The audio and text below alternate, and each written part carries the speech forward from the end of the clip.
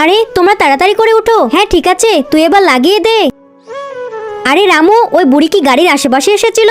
আরে না মালকিন, বুড়ি তো দূরের কথা, বুড়ির ছায়াকেও আশেপাশে আসতে দেয়নি। সাব্বাস রামু। আরে মালকিন দেন, ব্যাগটা আমি রেখে দিচ্ছি।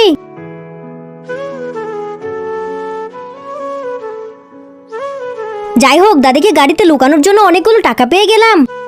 দেখো, বুড়ি নেই দেখে গাড়িতে কত শান্তি লাগছে। আরে বুড়ি আসবি বা কি করে? রামুকে তো আমি দেখার জন্য টাকা দিয়েছি।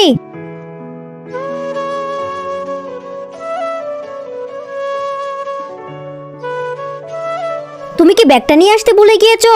যাও গিয়ে ব্যাগটা নিয়ে আসো। আরে হারামি গেট বন্ধ করে চলে গিয়েছে। দাদি এখন আমাদের কি হবে? আরে আমার তো অনেক গরম লাগতেছে।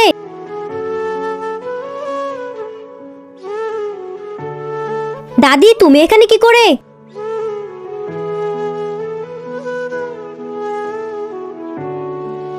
এই বুড়ি আবার কি করে চলে আসছে?